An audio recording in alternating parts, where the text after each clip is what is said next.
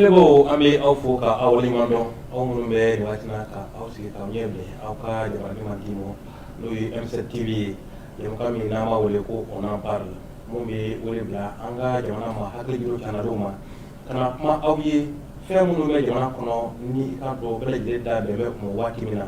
ka na fɛsɛfɛsɛli kɛ aw ye o kan bi nin ye an sigilen a kɔnɔ an kɛmɛ ka wele bila sifin fila ma minnu bɛ n'u hakili ni ani kunkolo bɛ ɲɔgɔn fɛ u yɛrɛ ta don u b'a dɔn jamana in fɛn jumɛn bɛ a kɔnɔ bi an kan ka mun de fɔ walasa a ka ɲɛ ani gɛlɛya minnu bɛ yen ani fɛɛrɛ minnu bɛ yen ka se ka olu latigɛ o sifin fila an kɛmɛ ka an wasa don olu la bi i k'a dɔn sani an ka se olu tɔgɔ ma an bɛ tali kɛ kumasen fila la kumasen fila min ni o ye babusen ye an bɛna baro kɛ olu kan o kumana babusen fɔlɔ an bɛ tali kɛ jamana ɲɛmaa min bɛ an kunna bi ni o ye kolonɛli Asimi Goyita ye ko yalima a bɛna se ka an ka fɛɛrɛ tɔn fara ɲɔgɔn kan wa n'o ye an ka k'a dɔn parti politigiw ye ko a bɛna se ka olu fara ɲɔgɔn kan wa o ye kuma ye bi min ni a kɛn bɛ bolodala kuma ye bɛɛ lajɛlen bɛ dɔ tɔmɔ a la o kumana an ka maa wele dɔw bɛna fɛsɛfɛsɛli kɛ an ye o kan o tɛmɛnen kɔfɛ wa transition min ni an bɛ o kɔnɔ n'o ye fanga caman fanga ye ka a mɔnɔbɔ walama ka kalata kɛ a waati min ni bɛnkɛn tɛmɛ o kan o kumana o ɲininkaliw fana bɛ senna bi ɲininkali bɛ ka kɛ ko yalima o kuma caman min bɛ kalata i k'a dɔn ani transition mɔnɔbɔ de nɔfɛ ɲininkali bɛ ka kɛ o la ko a bɛ ka kɛ ka da mun de kan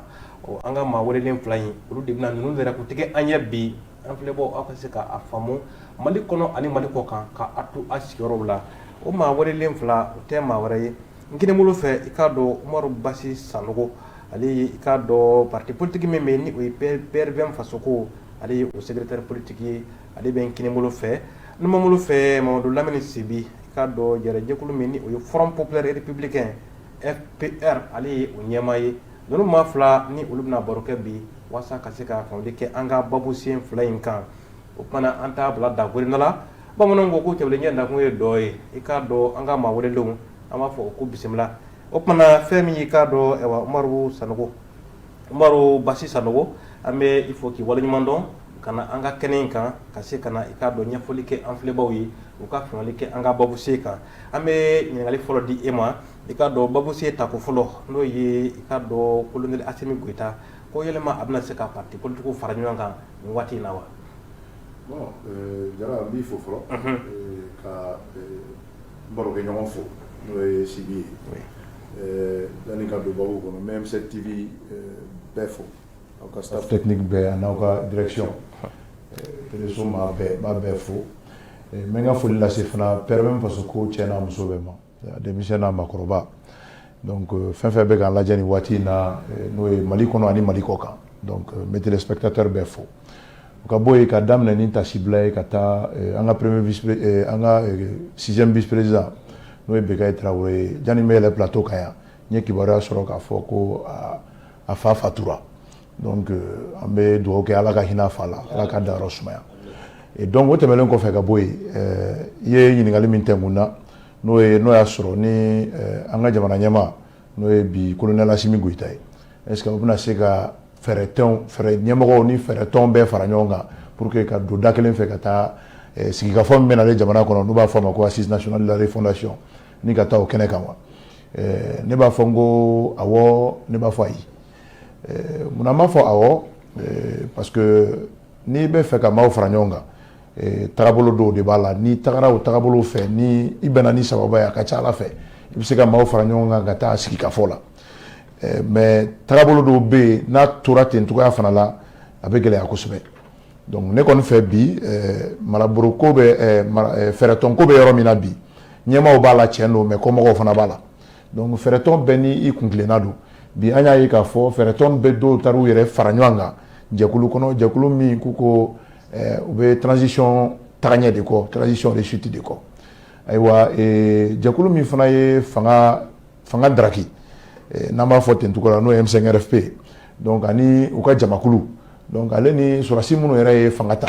donc olu bɛɛ faralen don ɲɔgɔn kan jɛkulu kɔnɔ jɛkulu min bɛ fɛ an ka taa sigikafɔ in na donc je crois que minnu bɛ yen bi n'olu m'a faamu kosɛbɛ n'olu bɛ fɛ hali bi ɲɛfɔli ka k'u ye pour que u ka se ka taa sigikafɔ in na je crois que président de la République a man ka salaya o fɛ gouvernement bɛɛ Choguel a n'a ka ministres u man ka salaya o fɛ parce que bi bi in na jamana in bɛ yɔrɔ min na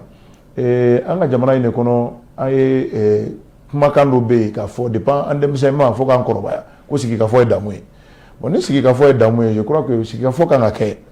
mais ni sigikafɔ kan ka kɛ minnu bannen don ka taa sigikafɔ la mun de kan ka kɛ pour que olu kana fara minnu talen sɔnnen don a ma ka ban u bɛɛ ka fara ɲɔgɔn kan u ka taa sigikafɔ la o fɛɛrɛw de kan ka tigɛ o fɛɛrɛw ye mun ye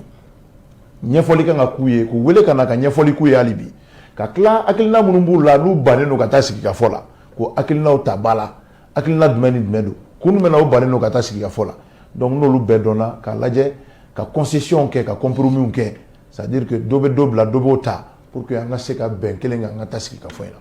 parce que Mali bɛ lahala min na bi n bɛ rappel dɔɔni kɛ an bɛ contexte min kɔnɔ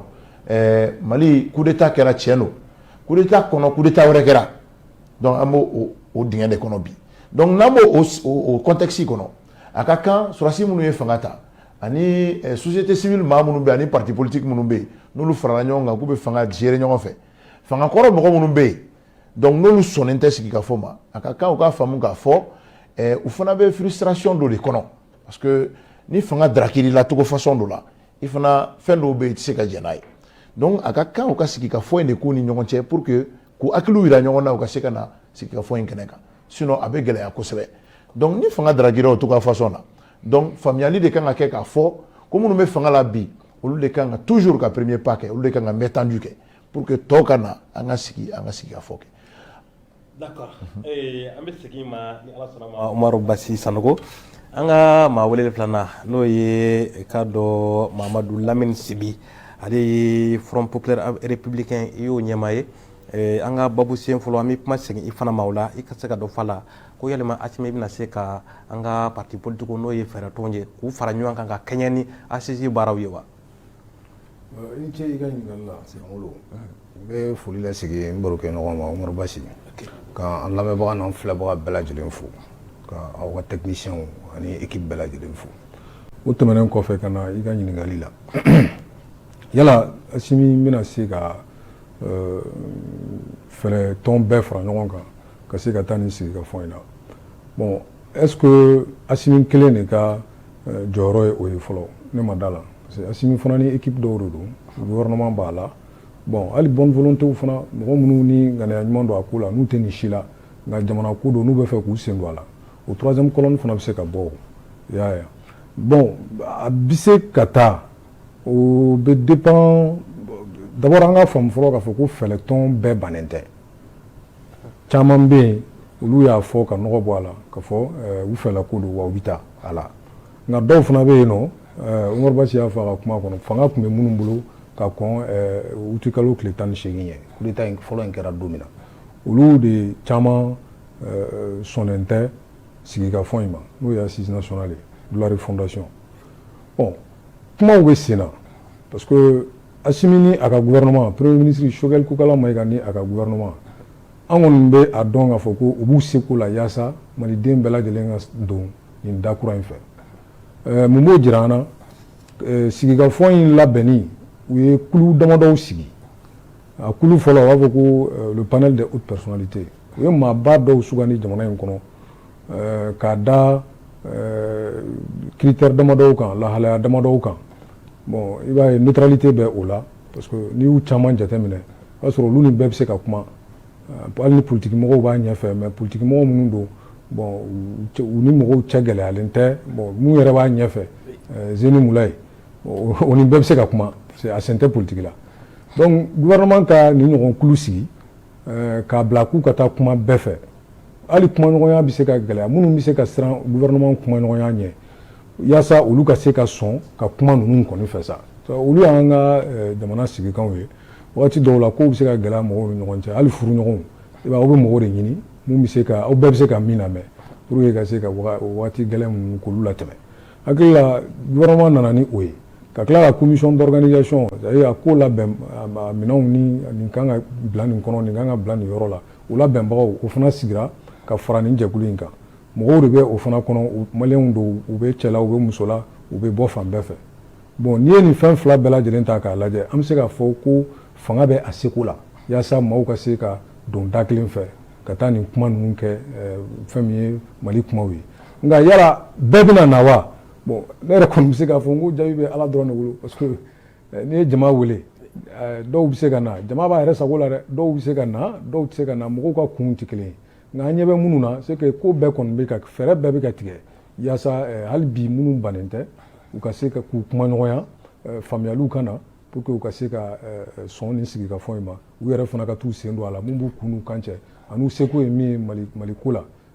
taabolo kura minnu fɛlɛ tigɛlen don u ka se k'o jira donc ka bɔ kuma kɔnɔ nin yɔrɔ la ne b'a f'i ye k'a fɔ ko Assimi bɛna se bon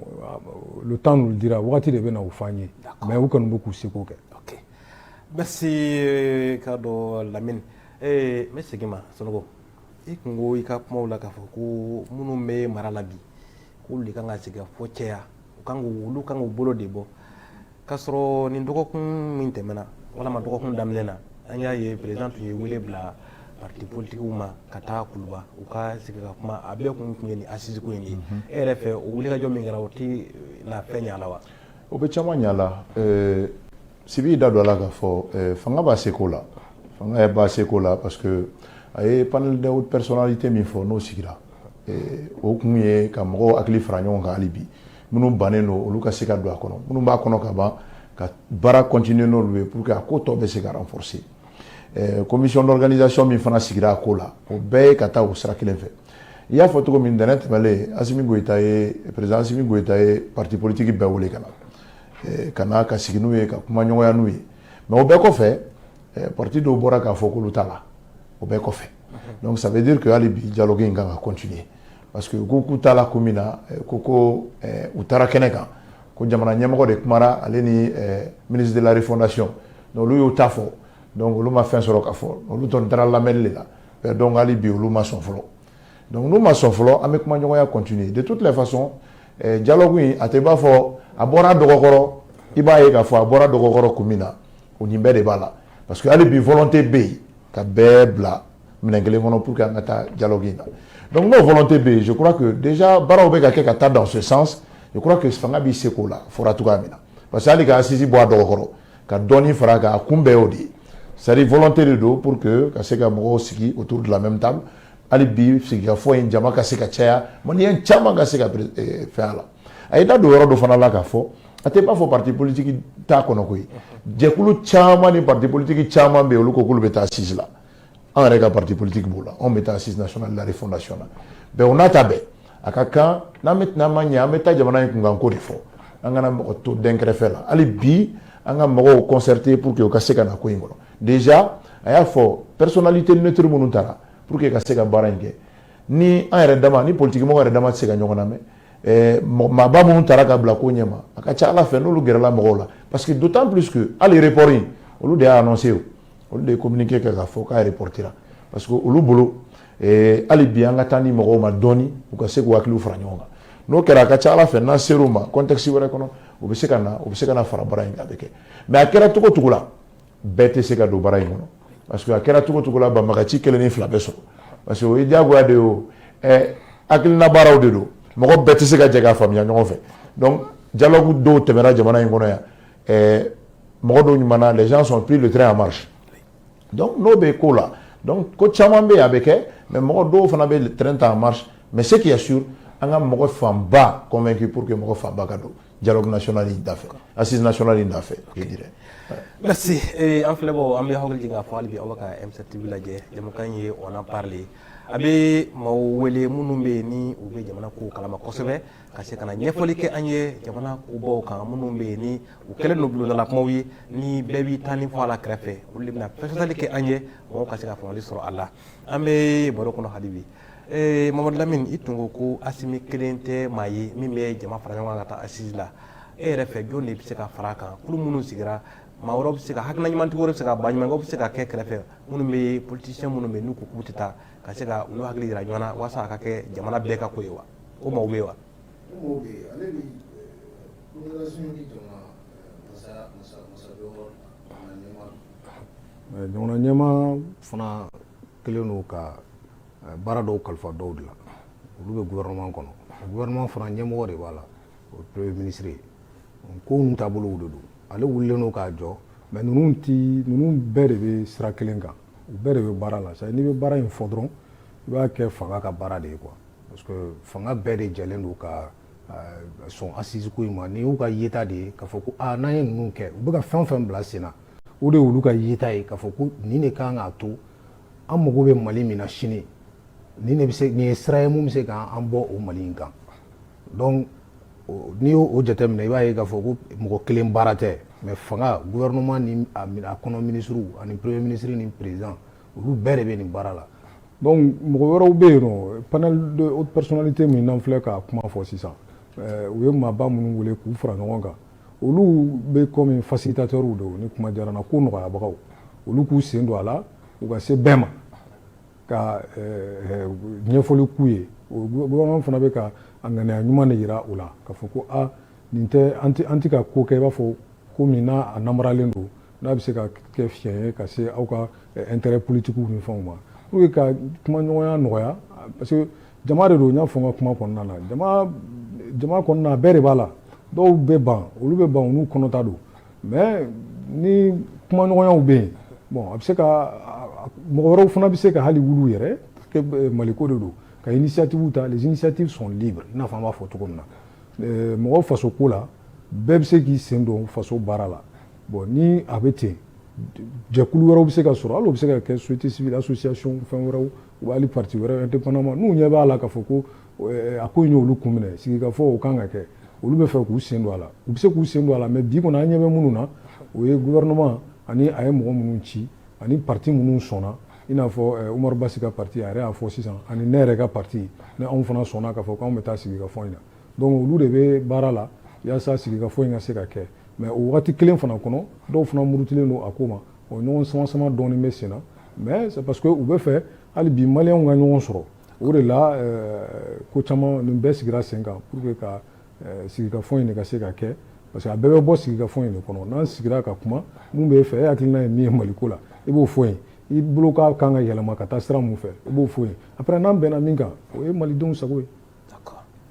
Ok, merci an bɛ kuma segin sɛnɛfɔkɛ belebeleba ma Basi an bɛ fɛ ka ɲininkali min kɛ e la yalima assise a fɔra ko assise nationale o kan ka wele bila faso den bɛɛ ma yalima ni assise in kɛra ka sɔrɔ dɔw ma sɔn n'a kɛra ka sɔrɔ dɔw sen tɛ a la yalima a bɛna a kun ɲɛ wa. Bon a bɛ a kun ɲɛ mais laɲini tɛ a ka kɛ ka sɔrɔ dɔw ma sɔn laɲini ye mɔgɔ bɛɛ ka don a kɔnɔ an ka taa ɲɔgɔn fɛ mais i bɛ fɛn dɔ laɲini a tɛ k'o ye forcément c'est à dire que laɲini kɔni ye bɛɛ ka na mais ni démocratie fanga don ni maliyɛn caman ba nana n'a 80% nana ou bien n'a 90% nana an bɛ baara kɛ n'o ye 10% min ma don a kɔnɔ je crois que ni 90% ye ɲɛfɔli k'olu ye kɔfɛ ils peuvent prendre le train en marche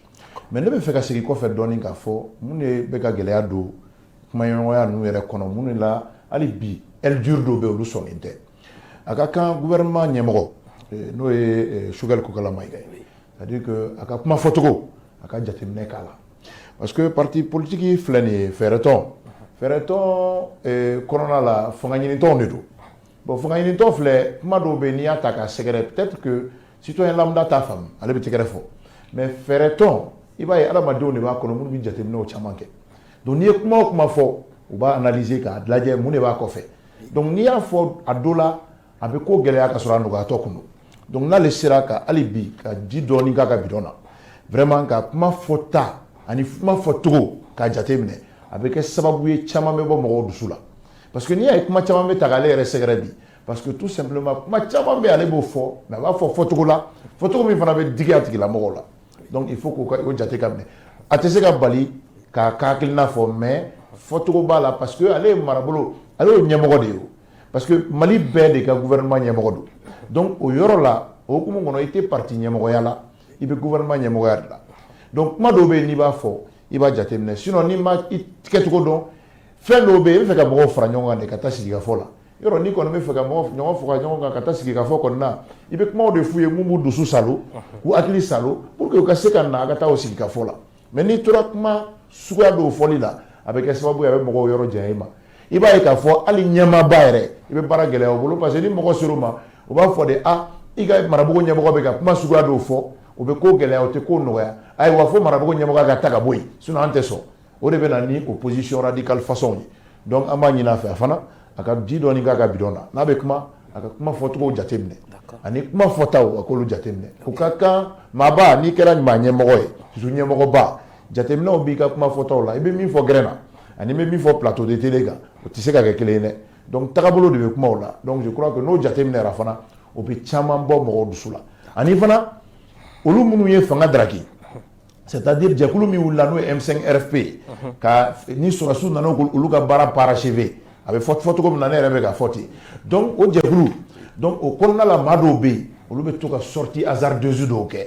u bɛ bɔ u bɛ kuma ka kuma vidéo maniw c'est-à-dire que kuma dɔw fɔ mun yɛrɛ bɛ fundɛni wuli futinɛ wuli k'o kɔnɔ fɛɛrɛ tɔn ɲɛmaa minnu mais ni fanga tun b'u bolo kɔrɔlen tout à fait min bɛ olu fari kalaya justement donc c'est pas comme si minnu bɔra fanga la c'est-à-dire que c'est pas des parias o man ka kɛ i b'a fɔ jamanadenw tɛ tuguni u ma bɔ jamanadenya la c'est-à-dire que u ye ko dɔ kɛ minɛn dɔ da jɛngɛnna a ma bɔ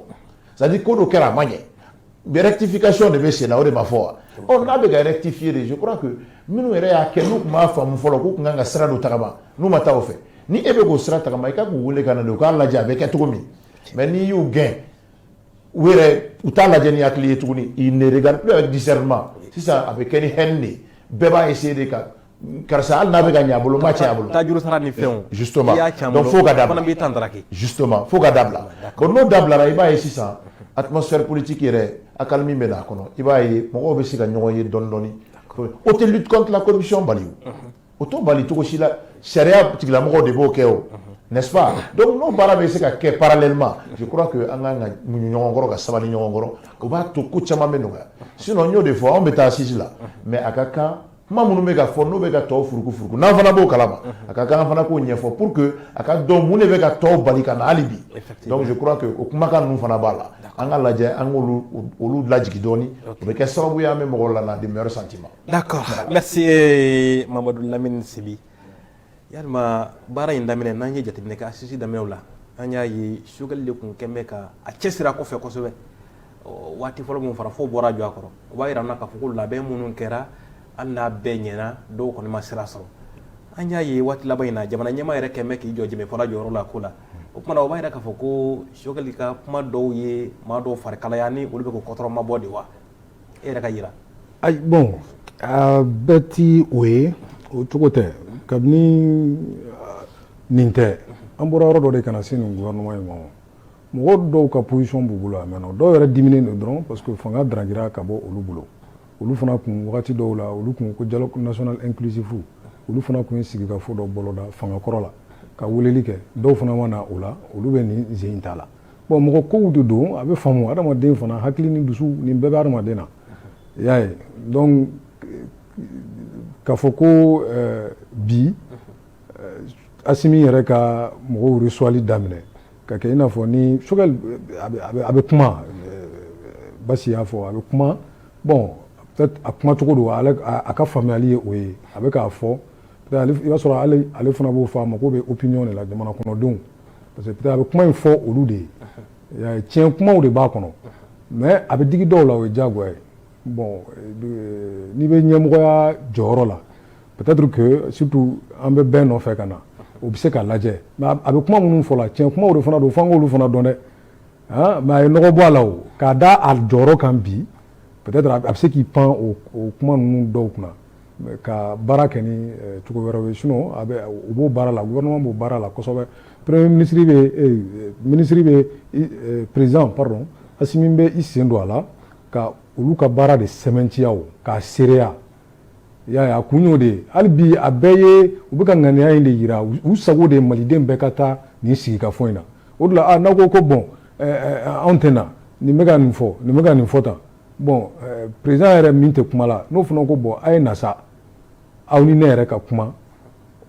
premier ministre y'a fɔ cogo min na an bɛ fɛ ka taa nin sigikafɔ in la k'a da nin kan k'a da nin kan ne bɛ fɛ nin ka bɔ a kɔnɔ aw ko cogo di donc a b'u reçoit a ka bonne foi de yira k'a yira bon ale fana bɛ yan jamana de ye donc mɔgɔ minnu bɛ jamanajɔkɛlaw la parce que fɛɛrɛtɔnw bɛ o de politique baara ye o de ye jamanajɔkɛlaw de don donc fini olu ka kuma n'u bɛ fɛ ka kuma i fɛ e dun bɛ yen jamana de ye olu fana bɛ jamanajɔ kɛlɛ de la donc k'olu reçoit bon ne bolo kojuguba tɛ i y'a ye a tɛ i n'a fɔ k'a fɔ ko ani premier ministre ka baara ko a bɛ fiɲɛ da o la walima non bien au contraire a bɛ premier ministre ka baara a b'o de seereya quoi parce que o continuité o kuma kelen ninnu de bɛna fɔ u ye quoi. Comme u ka kumaw la ko olu welela de ka bataki kalanw ye nka ko u ma ɲininka parce que ko n'i ma wele ko na n ka kuma i y'a tigi wele de k'i ta fɔ a ye k'a ɲininka a ta la nka ko olu ma ɲininka welela de ka ci dɔ ɲɛf'u ɲɛna dɔrɔn donc fo mɔgɔ sɔrɔla la dɔw y'a fɔ publiquement k'olu tɛna ye. Bon o ye o schéma in c'est à dire que a kɛcogo o cogo in na président kelen k'u wele olu ma kuma sɔrɔ jamanakuntigi de kumana bon ka kɔn a ka gouvernement ministre dɔ kumana ka kow ɲɛfɔliw de kɛra o ya welela ka fɛn de f'u ye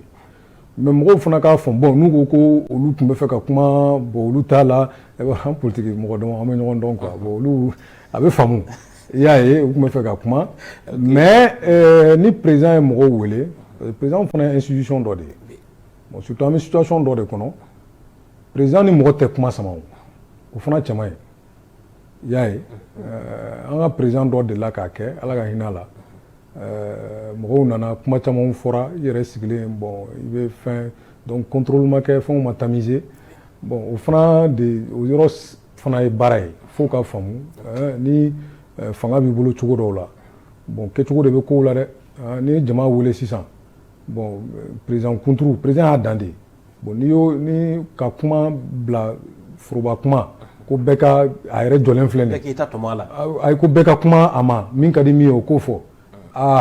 dɔ bɛ sɔn ka dɔ fɔ yen vraiment mun yɛrɛ fana tɛ fɔta ye walima donc o maîtrise ninnu n'u ma kuma dɛ mais olu bɛɛ bɛ fanga ko la i b'a sɔrɔ o maîtrise ninnu ɲɔgɔnnaw de don mais canaux camanw bɛ yen pour que ni président ka kuma par exemple fɛn invitation wɛrɛw bɛ se ka kɛ cadre wɛrɛw kɔnɔ bon a ka jaabi aw bɛna jaabiw d'a ma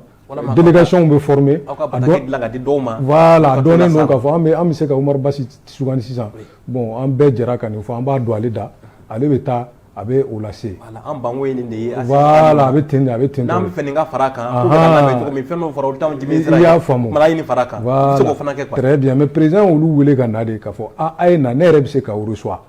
ne ma n tɛ ka n yɛrɛ fisaya aw ma walima ko wɛrɛ t'a la a ye na ne yɛrɛ ka segin kuma in kan k'a ɲɛfɔ aw ye ka nɔgɔ bɔ a la mais maintenant hali o jaabi sisan u bɛ se ka délégation former k'a ɲini ka taa n'u ka jaabi ye nin bɛ se ka taa bila an ɲɛ misali la sisan n'ale don ale bɛ taa a b'a lakali jama bɛɛ tɔgɔ la que olu ye fɛlɛw ye bon k'a da fanga yɛrɛ fana bonya kama parce que an ka kuma fana an bɛ démocratie la cogo cogo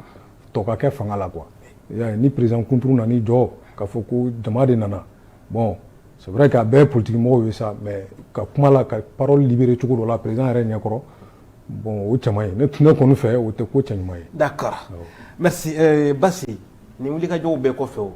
ni an taara la tan ka sɔrɔ min ma taa parti politique min ko bon tiɲɛ na nin bɛɛ kɔfɛ anw t'a la yalima ni an taara bɛn fɛn kan ye k'a fɔ o de bɛna kɛ jamana jɔsen ye baara bɛna kɛ ni o ye transition baaraw bɛna kɛ n'o ye est ce que o tigilamɔgɔw bɛna se k'o disi da an ka jaabiw la kɔfɛ wa. Bon, je crois que dialogue national inclusif la résolution minnu taara n'o kɛra fangakɔrɔ tile la je crois que résolution minnu taara bi maliyɛnw b'o kɔnɔ parce que maliyɛnw ko fo révision constitutionnelle ka kɛ maliyɛnw ko fana ko accord pour la paix et la réconciliation issue du processus d'Alger ko f'a ka réviser donc je crois que résolution minnu bɔra o dialogue kɔnɔ hali minnu yɛrɛ ma taga o dialogue in kɛnɛ kan olu caman bɛ yen bi olu b'o posture kɔnɔ olu ko k'an ka révision kɛ olu ko k'an ka accord réviser alors que don tɛmɛnenw la olu mɔgɔ dɔw ma taa o yɛrɛ dialogue kɛnɛ kan mais résolution minnu bɔra la bi olu fɛla don donc a bɛ b'a fɔ kunun dɔw ko révision constitutionnelle tɛ kɛ bi bi in na olu bɛ fɛ a ka kɛ donc c'est comme ça c'est à dire que dialogue kɔnɔ peut-être que a bɛ b'a fɔ ala ka hinɛ Amadu Tumani Ture la waati min na a bɛ na ni amour ye Mali kɔnɔ maliyɛn caman ma sɔn maliyɛnw ko le caractère obligatoire la o ye ko wɛrɛ de ye donc mɔgɔw fɛ mais aujourd'hui mɔgɔw bɛ boli boli a nɔfɛ parce que jani mɔgɔw ka faamu peut-être il faut du temps pour certains pour comprendre donc ni nin bɛɛ kɛra mɔgɔ dɔw bɛ yen a kɛra cogo cogo olu b'a fɔ tɛ don maintenant n'olu ma don tagalen ɲɛfɛ ni résolution minnu bɔra la ça s'impose à eux maintenant si ça t'est imposé maintenant i obligé len don kuma dɔw la n'i ye faamuyali kɛ i bɛ don a kɔnɔ parce que i bɛ fɛ ka jamana in de mara n'i bɛ fɛ ka Mali de mara maliyɛnw jɛra ka kuma mun fɔ k'a fɔ ko an bɛɛ bɛnna nin de kan yɔrɔ e kelen tɛna se k'i kɔkɔ da o kuma la donc o fana yɔrɔ bɛ yen c'est vrai qu'an kan ka dialogue kɛ c'est vrai qu'an kan ka mɔgɔw ɲini hali bi u ka taa dialogue la mais n'a sera yɔrɔ dɔ fana ma à l'impossible nul n'est tenu ni dialogue fana ni aka il y a une nécessité impérieuse de faire ce dialogue en même temps dialogue là n'en dialogue là n'en clala assise nationale de la fondation do dialogue national inclusif fana kera tendugala moko do mataw il y en a qui ont pris l'oiseau au vol donc ce qu'on fait maintenant on continue maintenant n'en clala ni bella no bella moko maso ma femme en même temps dialogue keneka no fana kera donc on m'a dit mi me bola mais ne be mi ni alibi ou ka vraiment ka moko franyon alibi déjà il faut tout comme na volonté manifeste be ka moko franyon donc ñe mi fo me sigaka akaka premier ministre na no fe moko a jenyo ko ba jenyo M5 ngono donc ka la jali bi ma fotugo ka jatemne parce que moko te ka asimiye koy moko chama be ko lude ye parce que wi anga fanga menana maintenant ça vous ka kala kana kuma ko lu fama donc il faut pas que lu ka ke donc lu be ka yete ni donc tant vous be ka yete il est important que 10 000 dollars nous là parce que il ka fanga mana là ko 10 000 bi là maintenant ni kuma woro fana be ka fima mi be 10 000 to renforcer ça veut dire que tu ne décolères pas donc on est problème ni ko ki ba a concept psychologique analysé il va yete to là donc ne ko ni ne ka la ini mi alibi la ini do de ni vraiment ni marabolo nyemoko na be se ka kuma alibi aka ma fait ou ka la jali bi ka ko arderu tempérer ka la je mo nunu an alabani nyogone do amali nyogone do donc alibi ni sigi ka fo de koni la ini ka fo me fe ka mo de do akono il mo me na ta sigi ka kuma koni animosité konté donc moi je me dis que alibi na e barake communication renga fen chama be parce que kuma e to deni ibe do bo do wala be bo akofe et puis kuma ma ine ma do fe ba fli e remir la ye kuma nyuma ne fo mais bita so la digra do la akira to ka beti mais mo nyemo ko fana tidi bema nyemo ko diri ma ko de iba do ikanga mi fo wati mina to mina donc anga marabolo nyemo ko ere o fanya ga la cellule do la akoko message ko ni ba fo ko mami ba fo kanga jatembe a foro be a foto be wa be fo ka nyesi mami mo be ale do kalanga ngo donc je crois que au corps aller ba don donc aller ba don aba qu'il en fasse un bon usage donc tout simplement pour que mon dossier soit malenga c'est tout c'est très important cela on dit mais c'est quand on a méta assise nationale de la réformation voilà ok merci amplement ami awakal jinga foko awbe M7 TV kan ni jamu kan yi on en parler bi amega kuma babusien flaka babusien folo otumita dike asimi na sola abse ka parti politique farañon kan kata assise nationale la amena o babusien datu ya no ka babusien ta ko fana nan dayele o be talike fanga chama faka nyere amono bolila ku kuma chiali du akuda la kosobe o kuma anga ma welelen fla amna o kuma fana tenku ula ubi odere kutike ka famali di en flebo moi ina fo abi famali chama soro babu se ta ko fula chokomi ama damine Mamadou Lamini Sibila no yi FPR nyemaye Mamadou Lamini Sibi ikado femi transition e au parti politique abi chama kalamala ina fo faso mi akalama chokomi ka foku amono boli ni karata kali awatila anya ye mo kacha adafe kojugu mune binani aku kuma chamaye e ka yidila Famolo inite tuguni ka ingalla mo ka fando fam politique clair joro ko bala nga fando be soro politique mo la we iba soro u yere ka demaya kofe u bi hamini sigida u bi hamini mo wero ye no fembe mo mi na dron c'est que ibse ka politique ke bon o kɛlɛ sugu kɔnɔna na i b'a ye k'a fɔ diyagoya de ye mɔgɔw ka fɔ ɲɔgɔn kɔ ye quoi parce que hakilina kɛlɛw ni jɔyɔrɔw ni siraw taasiraw ni fɛnw olu kɛlɛ in ye olu de ye bon ne nana dɔw de bɛ transition na dɔw tɛ a la bon minnu t'a la olu fana hakili bɛ a ma ka kɛ fanga la don jumɛn bi wa sinikɛnɛ wa donc olu fana ni o jataw de bi ɲɔgɔn na u ka partiw kɔnɔ u ka fɛlɛjɛkuluw kɔnɔ maintenant ni olu ma se ka jaabi jɔnjɔn sɔrɔ o la donc a bɛ olu siranya min don c'est à dire que u b'a bila u kun na k'a fɔ fanga de taatɔ don k'olu to olu dun y'u fara ɲɔgɔn kan k'u bɛ fanga de ɲini hakilina dɔw de b'u la u bɛ se ko dɔw de la u bɛ fɛ k'o la baara o baarakɛminɛ fanga de o bɛ sɔrɔ fanga de fɛ donc a ka faamu k'a fɔ ko problème kun fɔlɔ ye o yɔrɔ de ye a fanba yɛrɛ mɔgɔw de ka u b'a fɔ u ka avenir politique o contrôle o calcul de bɛ sen na ni an taara nin transition na an ka taa assise la sisan a ka fɔ misali la ko san 3 ka fara transition kan bon bi yɛrɛ dun an tɛ transition in gouvernement an ka ministre t'a kɔnɔ n bɛ ka mɔgɔ minnu tɛ fɛ ka taa u hakilina olu bɛ kuma minnu kɛ voilà olu bɛ ka kuma minnu u bɛ jate minnu minɛ en tant que politique o ye nin jate sugu ninnu de ye bon n'an taara sisan o ka fɔ an bɛna an ta kɔnɔ an bɛna san 3 bɛɛ kɛ ten yan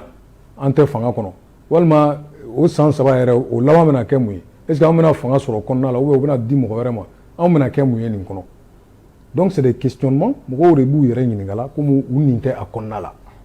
mais fɛn filanan ye min ye n'o o ka gɛlɛn kosɛbɛ o de kan ka jate minɛ o la mɔgɔw bɛ nin siranya ninnu u bɛ se ka u muɲu ka u pan a kunna o ye c'est que n'i kɛra politiki mɔgɔ fana ye tiɲɛ na parti politique bɛɛ diɲɛ fan bɛɛ fɛ aw bɛ fanga de ɲini k'a minɛ parce que baarakɛminɛnw de bɛ fanga bolo hakilinaw bɛ k'i la i tɛ se k'a la baara ni fanga tɛ i bolo o de la politiki mɔgɔw bɛ fanga de ɲini k'a minɛ k'u hakilinaw la baara parce que administration ye fanga ta de justice o armée o sécurité n'i bɛ fanga de la ninnu contrôle b'i bolo bon ninnu de ye baarakɛminɛnw de ye mais u k'a dɔn k'a fɔ ko wagati dɔw bɛ kɛ jamanaw ma i bɛ ɲina i yɛrɛ kɔ i bɛ ɲina i ka jɔyɔrɔ kɔ i bɛ jamana lajɛ hali n'a y'a sɔrɔ ni mɔgɔ de bɛ fanga la o don e ni mɔgɔ min tɛ ɲɔgɔn ka kan yɛrɛ fɔ fiyewu nka n'i yɛrɛ y'a dɔn k'a fɔ i ni ala cɛ k'a fɔ a tiɲɛna a kɔni bɛnna nin tile ma sa ale bɛ nin sira min kan ni nin tora ten ne tɛ dɛ e tɛ basi tɛ nka nin da ka di Mali la bon an ka politiki ma kɔgɔ n'an ye jateminɛ kɛ dɛ a ma kɔgɔ ka se o yɔrɔ ninnu de la i b'a ye jamana minnu b'u yɛrɛ sago la an yɛrɛ bɛ ɲɛ bɔ u fɛ mara taabolo la ni kow bilenna dɔrɔn i b'a ye u bɛɛ bɛ sin ten dɔrɔn ka ko bɛɛ lajɔ k'i ɲɛsin u faso ma i y'a ye an fana bɛ k'an seko kɛ dɛ an ka tiɲɛ fɔ hali bi an bɛ k'an seko kɛ parce que yɔrɔ dɔ bɛ yen an fana tɛ ka se yen ala kana an se yen donc ko ninnu gɛlɛya ye nin yɔrɔ ninnu de ye mɔgɔw de ɲɛ b'a la fanga bɛ ka taa k'olu dan parce que olu da peut-être u t'a cɛmancɛ la u t'a kɔnɔ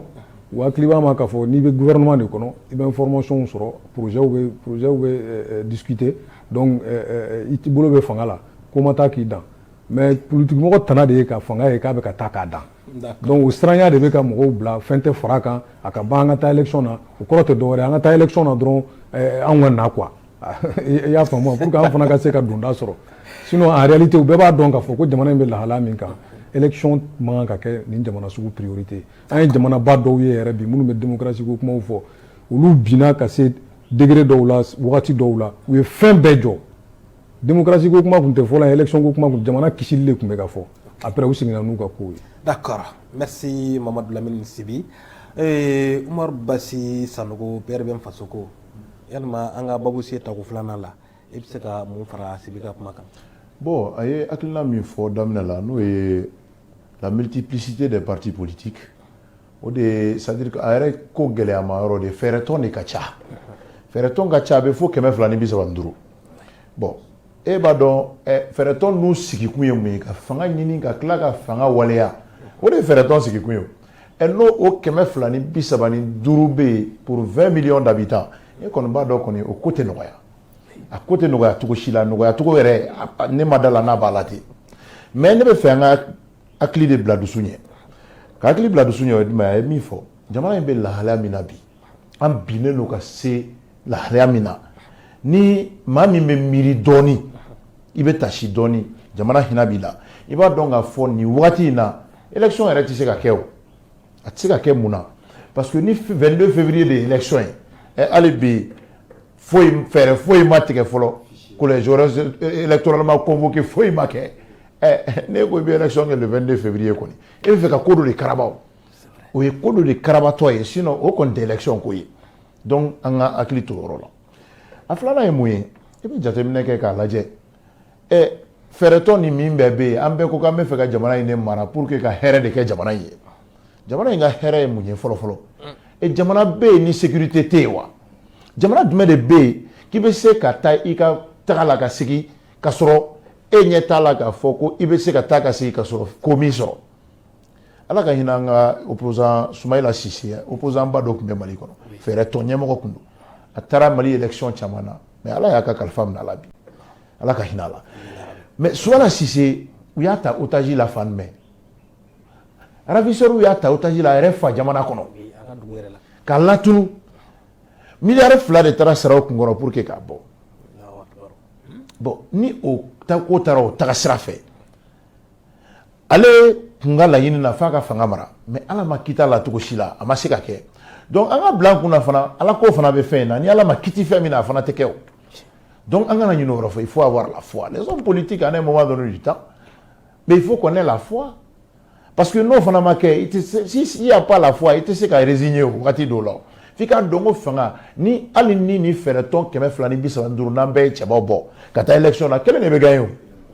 o la tɔ minnu tɛ gagner o olu ye mun kɛ ala la et min kelen gagner na a ye mun di ala ma donc fanga miiri o yɔrɔ fana la c'est à dire ko ka tɛmɛ ka bɔ yen jamana in kɔnɔna la moi je crois que a fɔra ko M5 mɔgɔw ye kɛlɛ kɛ ka kɛlɛ kɛ k'olu de ye fanga daraki mais surasiw de bɛ fanga la dɛ parce que surasiw y'olu to kɛlɛ la olu de ye fanga ta k'a minɛ u bolo donc l'armée c'est pour le peuple c'est-à-dire que armée ye jamanaden bɛɛ de ta ye i bɛ opposition la i bɛ majorité la armée ye bɛɛ de ta ye hali n'o y'a sɔrɔ dɔw bɛ ka soupçonner k'a fɔ ko armée politiselen don mais o n'a ta bɛɛ armée wɛrɛ de b'an bolo an ko armée kelen de b'an bolo et il nous appartient ka danaya da an ka armée kan n'an ma danaya da u kan finitigilakaw ka hakilina d'u ma k'u moral rehausser pour que u ka se ka an yɛrɛ lakana an bɛ mun de kɛ donc je crois que aujourd'hui Mali yɛrɛ tɛ yen n'i bɛ se fo Segu problème bɛ yen Kayi ala ma mɛn attaque kɛra Kayi sira la Sikaso bɛ ten donc jamana min b'o lahara la je crois que compétition électorale jumɛn de bɛ se ka kɛ nin lahara in kɔnɔ a tɛ se ka kɛ o maintenant sisan autorité de transition minnu fana bɛ yen olu fana jɔyɔrɔ ye mun y'a ko la olu kan ka bɔ ni chronogramme dɔ ye mun bɛ mɔgɔ hakili sigi assise in kɔfɛ o kɔni an b'o laɲini kɛ assise in kɔfɛ au sortir des assises il faut qu'an ka se ka bɔ ni chronogramme clair et précis dɔ ye an bɛ min fɔ maliyɛnw ye parce que o fana nafa b'o la o parce que n'a fɔra ko ka dɔ fara a kan san joli b'i fara a kan o fana kan ka fɔ o parce que ne bɛ sanko kuma de fɔ parce que ne b'a dɔn kaloko kuma tɛna fɔ sanko kuma de bɛna taa fɔ parce que n'i y'a da maliyɛnw yɛrɛ ma bi minnu tɛ politique ko kalama minnu ta y'u ka jamana dɔrɔn ye olu bɛ san caman de fɔ koyi donc ni sanko kuma de bɛna taa fɔ an bɛna bɛn san joli kan ni san kelen de bɛna taa fɔ kalo joli b'i fara a kan ou bien n'a bɛ dan san kelen na o ka ɲɛfɔ n'an bɔra o la n'o kɛra gafe ye k'o di an k'o lawaleya je crois que o b'a to mais mɔgɔ dɔw bɛ ka bɔ ni argument dɔw ye ne fana tɛ jɛn n'o ye dɛ k'a fɔ ko CEDEAO k'an y'a f'u ye ko kalo 18 k'an bɛ tila ko o kalo 18 sera Nations Unies bɛna Mali la don min o ma san kelen de ɲini yan MINUSMA san kelen bannen a banna wa kɛlɛ ma ban u tila ka san kelen wɛrɛ ɲini bon bi an bɛ san joli la san 8 san o san u bɛ san kelen wɛrɛ ɲini donc ni transition o ye diɲɛ mɔgɔ bɛɛ faralen ɲɔgɔn kan k'u bɛna kɛlɛ ban an ka Mali kelen ni an ko an ma se k'a ban nin kɔnɔ a ye dɔ fara a kan o bɛ kɛ balinako ye jɔnni de la donc an k'o fana yɔrɔ jateminɛ an kɔni bolo bi an bɛ yɔrɔ min kalata in kɔni bɔra dɔgɔkɔrɔ ka ban maintenant sisan komi a ma ɲɛ an yɛrɛ y'a fɔ an sigiɲɔgɔn ye ka ban k'a bɔra dɔgɔkɔrɔ donc sisan kɔni assise mana se an k'a lajɛ ka bɔ ni kalata date dɔ ye an bɛ se ka min fɔ maaw ye mun bɛ politique mɔgɔw hakili sigi parce que fɛɛrɛ tɔn b'e bolo don o don e bɛ k'a labalo don o don a bɛ ka f'e ye k'i denkɛ i y'a don ekɔli la a tilala ekɔli la don o don a bɛ f'e ye k'a bɛ baara sɔrɔ a tɛ baara sɔrɔ don o don e b'a balo i fana dusu tɛ suma i ka so dɛ an k'o fana jateminɛ voilà. D'accord. Mon nom Tibi FPR an bɛ segin ma kuma in a cayalen don fo communauté internationale n'o ye jɛnsɛnɛkɛla ni tɔnba minnu bɛ yen ani an yɛrɛ bɛ tɔn minnu na farafinna yan nɔ olu kɛlen don ka Bakari bere ta kosɛbɛ est-ce que ni élection in n'an y'a bɔ a dɔgɔkɔrɔ k'a fɔ ko an bɛ a mɔnɔbɔ a tɛna kɛ dekun ye maliyɛnw ma wa. mɔgɔ bɛ su ka tila ka siran toli ɲɛ o fana o kisa ka gɛlɛn dɛ ni degun don Mali bɛ degun na sa dɛ maliyɛn jumɛn de bɛ yen maliyɛn dɔw yɛrɛ tun bɛ yen yanni nin ko ninnu ka daminɛ olu mana bɔ ka t'u ka baarakɛyɔrɔ la ka sigi u ka so fɛn o fɛn ye politiki kuma ye walima jama kuma da ma deli ka don nin na nka bi maliyɛn bɛɛ da bɛ jamana ko la togoda la fo Bamakɔ fo fan bɛɛ fɛ radio sow lamɛn dɔrɔn minnu bɛ kɛnɛw sigi aw ka nin kɛnɛ ninnu ɲɔgɔnnaw i b'a sɔrɔ bɛɛ parce que kɔnɔnafili a nana tiɲɛ a kɔlɔlɔ sera bɛɛ ma fagali de bɛ senna don o don gɛlɛya c'est à dire que incertitude i t'a dɔn i b'i da bi sini i bɛ na mun de mɛ mɔgɔ si t'o dɔn donc n'an bɛ o kɔnɔ mɔgɔ tɛ se ka saya jɔrɔ ka toli jɔrɔ an b'o de fɔ k'a fɔ ko communauté internationale ni fɛn bɔra dɔgɔkɔrɔ u bɛna nin kɛ tan u bɛna nin kɛ tan u bɛna nin kɛ tan bon olu kɔni histoire la bon mɔgɔw en tout cas hɔrɔnya fana ani n'i ko k'i bɛ kɛlɛ kɛ ka k'i yɛrɛ ye ka hɛrɛ sɔrɔ a tɛ fɔ sɛgɛn kɔ an bɛ se ka min kɛ dɔrɔn o ye de ye ka jigiya k'a fɔ ko an bɛ communauté internationale min ma a yɛrɛ bɛɛ tɛ o jamana dɔw de don sinon communauté internationale indiens m'a fɔ ko diyagoya an ka fɛnkɛ kɛ o fana y'a damana jamana ye o chinois m'a fɔ ko diyagoya an k'a kɛ o russiw m'a fɔ ko diyagoya an k'a kɛ gambiens m'a fɔ ou bien donc dɔw de bɛ yen dɔrɔn olu fana ka sɔrɔ de bɛ jamana in kɔnɔ bon olu de bɛ manœuvre la u n'u terilakaw ni jamana wɛrɛw yaasa ka an bagabaga k'an girin an kana se ka hakili sɔrɔ ka ko faamu an yɛrɛ ye ka se k'an organiser ka jamana in k'an ta ye parce que n'a kɛra an ta ye u bɛ dankari olu fana ka sɔrɔ siraw la u ka sɔrɔ minnu bɛ jamana in kɔnɔ a politiki kunda ani ala nafolo kunda ko in enjeu ye o de bɛ k'a gɛlɛya n tɛ ni anw ɲɛna ni malidenw hinɛ ko don ɲankuma y'a sɔrɔ nin ko in banna ni mɔgɔ kun nana banni la basi m'a f'i ye sisan ko san o san dɔ bɛ fara fɛnw kan man d'a kan mais don o don i b'a fɔ k'a bɛ juguya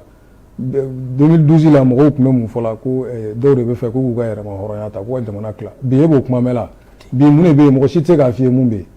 fagali kɔni bɛ ka kɛ dɔrɔn mɔgɔw bɛ tunu u bɛ na u bɛ mɔgɔw jeni nin ye mun ko ye donc malidenw ko ko bon sisan aw ye nin bɛɛ kɛ sa an ye aw ta in bɛɛ ye a ma vraiment aw ŋaniya b'a nɔ la maintenant sisan mun ka d'anw yɛrɛ ye an bɛ sigi an bɛ kuma n'an yɛrɛ y'an ka jamana taabolo ye k'a fɔ ko nin de da ka di an yɛrɛ la an b'o fɔ aw ye n'aw bɛ se k'an dɛmɛ o la k'a da o kan quoi ça a le vertu c'est l'avantage d'amener le leadership national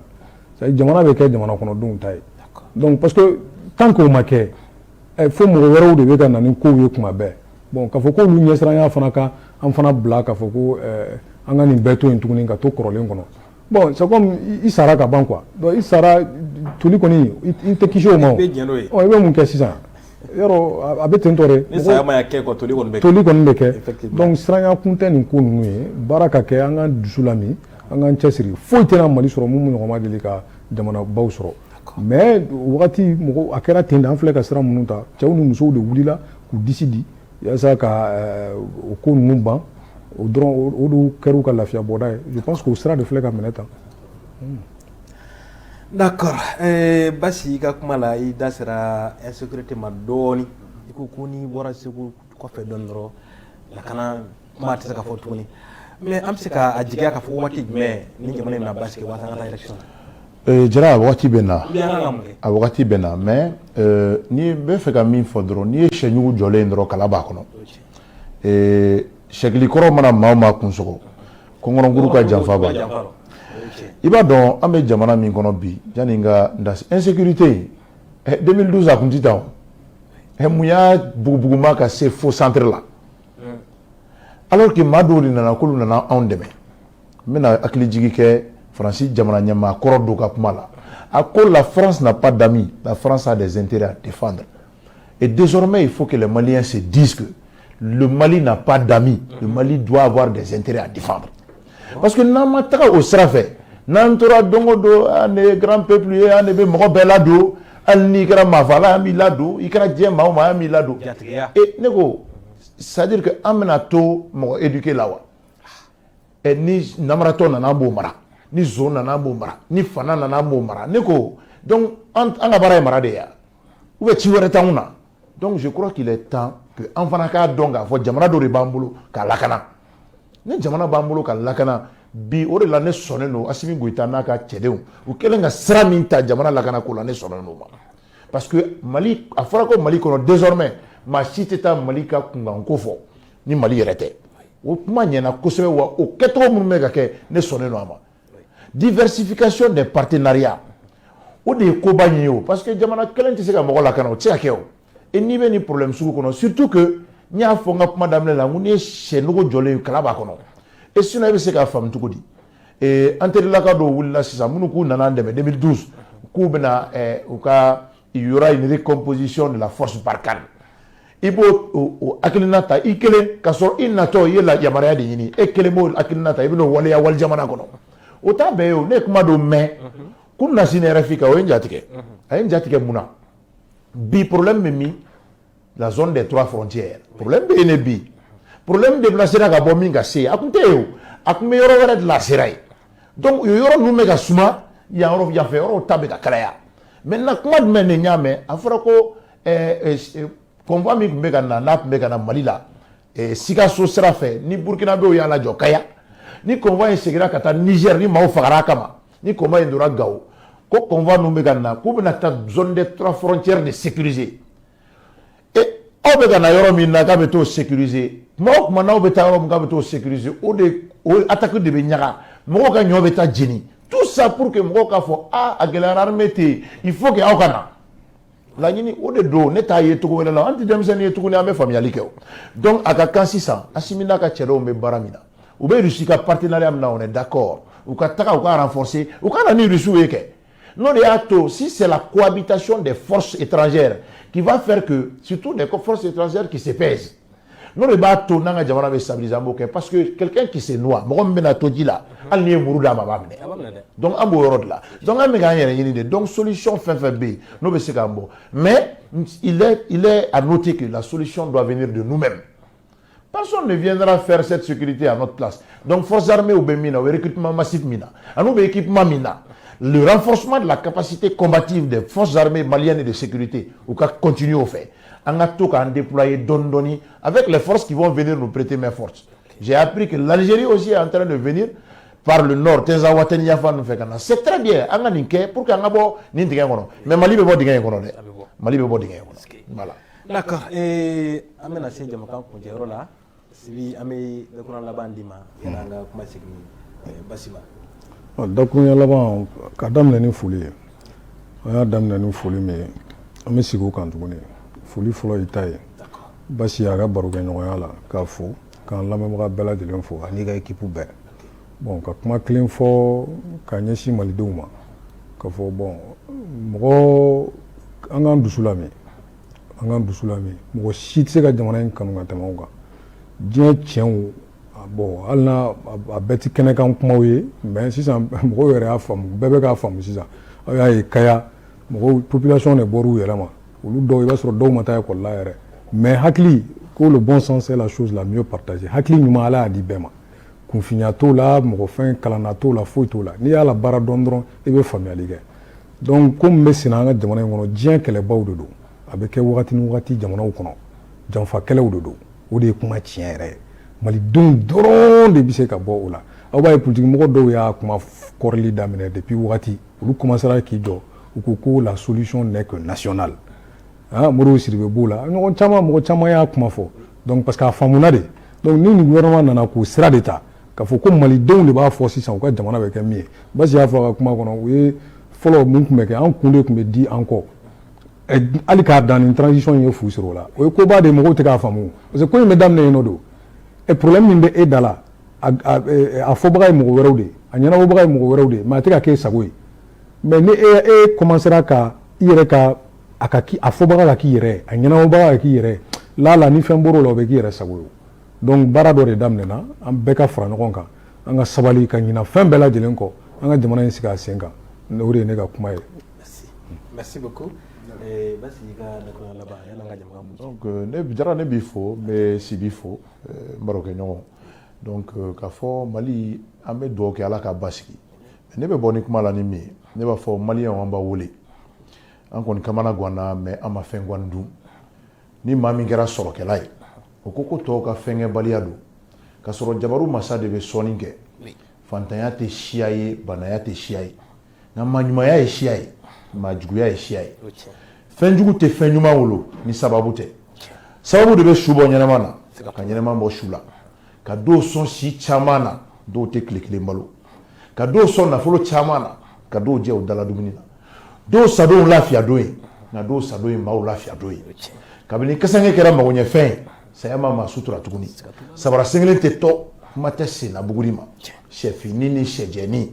tumu ni walawala dabali jugu ni fadimɔniya kɛ bɛ ka du caman ci ka dɔw sigi u sen sabara kɔnɔ ka dɔw bila u sen fɛ ba kelen ɲɔgɔn yɛrɛ tɛ ka tɔ to ɲɔgɔn na nka n ko kun bɛ di kun tere tɛ di n'i ye si geren bintɔ ye simɔ ɲɛ latigɛ de ka kɔrɔ ni sababu ye donc latigɛ jɔn jɛnatigɛ tɛ batigɛ nka n'i ye juru min don ala b'o de sara ye o tɔ la mali cɛ n'a muso an ta tɔ tora cɛsiri ye an k'an cɛsiri n'o tɛ an bɛ minɛ ka di cɛsirilenw ma an ka kɛlɛ an ka kɛlɛ ma bɔ an na kɛlɛ dun cɛ ka jugu kɛlɛ bɛ jamana nagasi kɛlɛ bɛ jamana segin kɔ kɛlɛ bɛ jamana kɛ tonbonkolo ye ni e kɛra sebaa ye kɛlɛ la e nin kɛra se kɛra min na o ni naari ne fin jɛlen don ne bɛ bɔ kɔrɔn fɛ n bɛ bɔ tilebi fɛ bin kɛra ne kan ne ma n sago sɔrɔ sigikafɔ bɛ nin bɛɛ ban an ka bɛn sabula bɛn de ye duniya dubaraso ye bɛn bɛ na ni ɲɛtaga ye bɛn bɛ na ni sanayɛlɛ ye bɛn bɛ na ni kunnawolo ye a kɛtɔ bɛ kuma la. an filɛbaw aw ye faamuyali sɔrɔ na bi an ni i ka dɔn kumatigi Inzan dama tɛmɛ ɲɔgɔn bolo hakilila aw ye fɛn fɛn fɔra jamukan kɔnɔ a y'a bɛɛ faamu an b'aw yɛrɛ fana fo ka waleɲuman dɔn ka sigi lɛrɛ kelen kan an lajɛ ka lamɛnni kɛ an b'o foli kɛ aw ye k'a fɔ ni ala ma basi kɛ nin cɛ fila u ka nali tɛna danni ma bari m'a dɔn jamukan a waati kɔni min sumana k'o banna nka u bɛɛ kɔnɔma bɛna wuli o tuma an bɛ aw fo ka waleɲuman dɔn ka fɔ ni ala ma basi kɛ don wɛrɛ an bɛ kumasen wɛrɛw ta ka wele bila aw ma u kana fɛsɛtɛli kɛ aw ye an faso an bɛ se k'a faamu cogo min an bɛ dugawu kɛ an faso maliba ye ka fɔ ala k'a bɔ jugu bolo ala k'an bɛɛ lafiya a ka an bɛɛ waati wɛrɛ